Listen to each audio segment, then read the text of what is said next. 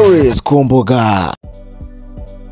Hello once again bakunzi ba Decade Babla, I go by the name of Chisha Makeya. Iyi ni Stories ku mbuga, tuba turi bugende tuara ku makuru abagiye nyine acara hano kuri izi mbuga nkoranyambaga za hano iwacu mu Rwanda. Umunyarwenya Dr. Kingsley Chris Brown yamukuriye ingofero avuga ni uyu niwe muntu ngewe uyu nsetsa bitewe n'ibyo akora. Uyu Dr. Kingsley cyangwa se uyu bakunze kwita life no balance, muramuzi nkivuga life no balance. Aho tumenya ko ari Dr. Kingsley, uyu munyarwenya ukomokara mu gihugu cya Nigeria, ukunzwe n'abantu batari bakeya kuri uyu mumbe dutuye. Niyo mpamvu nyavuga ngo ibintu byose ukora ushyizeho umutima, ibintu byose ukora washyizemo imbaraga zawe zose, wumva ko ugomba kwikora kandi ukabikora neza y'igihe cyawe kigeze, cyangwa se igihe nyine cyo gutera imbere kigeze, cyangwa se cyo kumenyekana. Imana yakurambitseho ibiganza kubera gukora kwawe n'ubushake bwawe n'umutima wawe, nta hantu bitakugeza naho umuririmbyi ukomeye cyane kuri iyi si nta wundi ni Christopher Morris Brown. Wita Chris Brown yavuze ati uyu muntu ngenda henzapye, uyu muntu akwiye kugera kuri byinshi byiza bitewe n'ibikorwa byo cyangwa se n'uburyo akora. Rero umuntu Chris Brown yahenza pinze, sinzi ko wowe hari aho wahera ushobora kumwanga cyangwa se udashima ibikorwa byiwe. Niyo mpamvu umuntu bita Mazimaka Japhet, uyu mumuzi mu itsinda rya Bigomba Guhinduka, iyi Bigomba Guhinduka iza yari itsinda ryatezaga imbuga nkoranyambaga, dore ko ritapfaga gutegura ibitaramo cyangwa se ryajyaga ritegura ibitaramo ntihapfe kuba habura abantu kubakuzura, kubera ko yari igezwe n'itwa 5K ndetse n'uyu Japhet Mazimaka nyine ari bari bagize itsinda rya Bigomba Guhinduka. Aba bombi bakaba barakuriye mu maboko y'umunyarwenya uko bihano mu gihugu cyacu cy'u Rwanda, ari we Clapton Chibonke, muramuzi. Yagiye azabara abantu benshi, harimo ba makanika n'abandi benshi, harimo n'uyu munyarwenya ugezweho cyane muri gihugu cyacu cy'u Rwanda, uwo na wundi yitwa Rusine Patrick, muramuzi. Uwo nawe yakuriye cyangwa se yari under management y'umunyarwenya Clapton Chibonke, ukunze kugira ukuboko kwiza ko kuzamura abanyarwenya bakiri batoya, kuko bari benshi cyane nyine bagiye bamuzamukira ibiganza. Ni benshi nakubwira, ariko icyo cyo cyanzanye nzanywe n'umunyarwenya Dr. Kingsley uri hano mu gihugu cyacu cy'u Rwanda. Akaba yahageze ku mugoroba washize, ubwo aje mu gitaramo cyateguwe n'uyu Japhet Mazimaka. Yageze ku Kigali rero ku 23 kwakira 23, yitabiriye igitaramo The Upcoming Diaspora cyateguwe na Japhet Mazimaka. Dr. Kingsley wamamaye ku mbuga nkoranyambaga mu mashusho y'urwenya ahekizwa n'ijambo This Life No Balance. Ni umwe mu bazasurutsa abazitabira igitaramo The Upcoming Diaspora kizaba kuwa 29 kwakira 2023 muri Kigali. Ubwo ni ku munsi wo ku cyumweru. Iki gitaramo kizaba nyine hariya muri Kigali, murahazi ahakunze kwitwa cyangwa Kigali Exhibition Conference. Hari kumwe na Kiste ku bantu ubwo bazi mu gihugu wa Kigali neza, ahegereye itaro bya CHIK. Uhita uhagera rwose ukiva muri ka free zone, uratambika n'amaguru uhita uhagera wageze mu mujyi rwagati, ntabwo ushobora kubura uko ugerayo. Uyu munyarwenya uri mu magezweho muri Nigeria no hanze ayo yatumiwe muri iki gitaramo, yongera kuri mugenzi we muri Nigeria Chibuike Joseph Alfred, ukunze kwitwa Josh Tufani, wamamaye muri American Girls Talent, yabaye uyu mwaka wa 2023.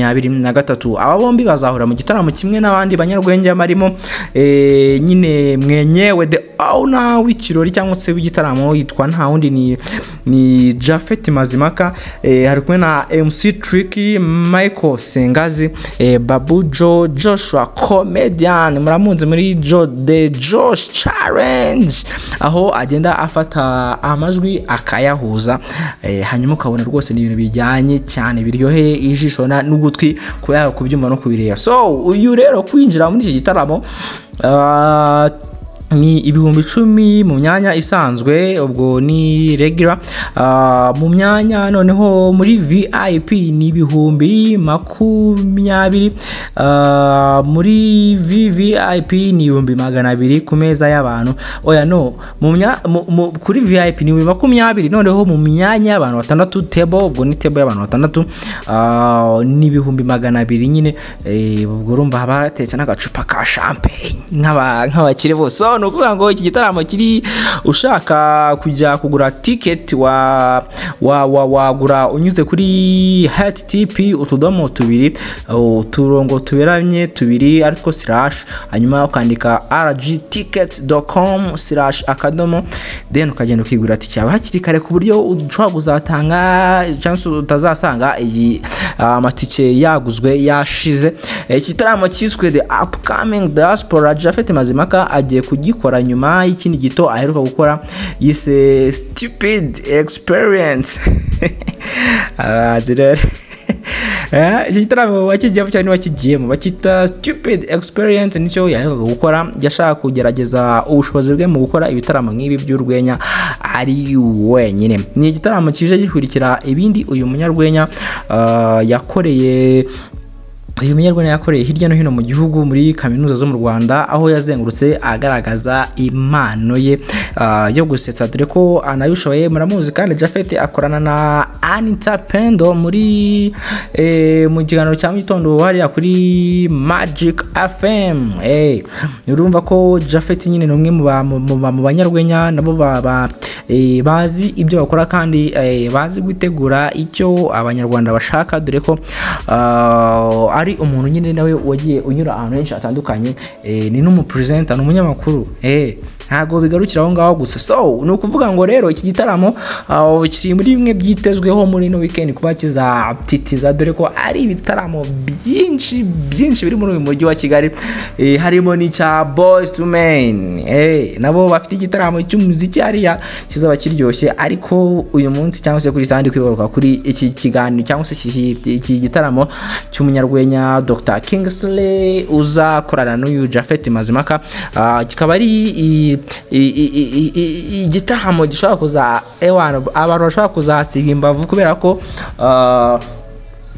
abantu bamaze gukunda comedy nyarwanda bamaze kugera ku rwego rushimishije, kuko njya mbibona mu bitaramo byo gusetsa bigenda, yaba mu Amateka live tegurwa n'umunyarwenya Arthur cyangwa se Arthur Rutura, muri Gen Z comedy itegurwa n'uyu musore wundi nawe akazina ke karanyisobye, ariko wumve ko nyine abanyarwanda Fari Merci ni utegura GNZ comedy ikunze kubahera nayo hari akan Kigali cyangwa se hari Kicukiro. Uyu musore rero nawe akaba ari kugerageza amahirwe, dore ko ari bake bashobora kwigondera Dr. Kingsley, dore ko ari umwe nyine mu bantu bakomeye cyangwa se abanyarwenya bakomeye hano muri iki gihugu cyacu, nako kuri uyu mugabane wacu wa Afrika, kugeza naho hanze, kugeza muri Amerika, hehe hose bamuzi, kubera ko This Life No Balance. Yivuze This Life No Balance uhita wumva uyu munyarwenya Kingsley. Naringize Dr. Kingsley. So rugwa rero muzaze museke kuri kino gitaramo, koko ni gitaramo kizaba kiryoshye pe cyane ahumuye, ahubwo amatike ashobora kuba ari gushira. Abantu nibareba nabi bashobora kutazabona uko binjira, ahubwo muri kino gitaramo nibareba nabi, kuko uyu munyarwenya arakaze. Aho hano yagiye asiga abantu bashize guseka kwabishe. So rero mugeni nanone kandi munateza imbere abanyarwenya banyu, kuko n'abantu baturutse kure bagiye gushinga uyu mushinga, bagere kure gusetsa abantu.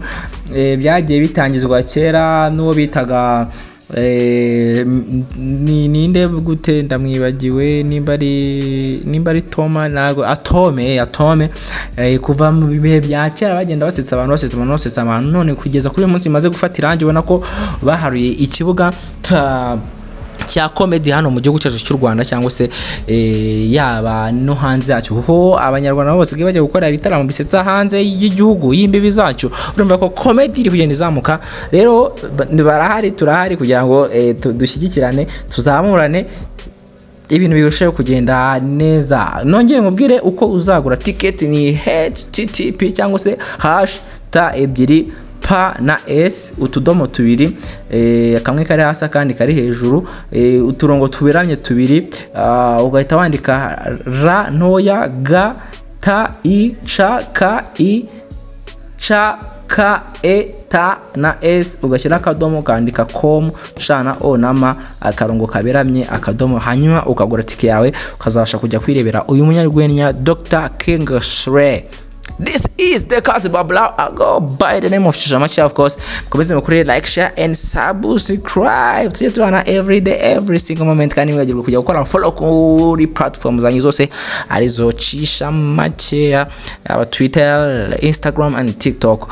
Hose mbamari kandi ndi hano kuhagoma kugira ngo tujye tubana every day, every single moment mu bihe bigiye bitandukanye, ku nkuru zigiye zitandukanye kandi zigiye ziryoshye.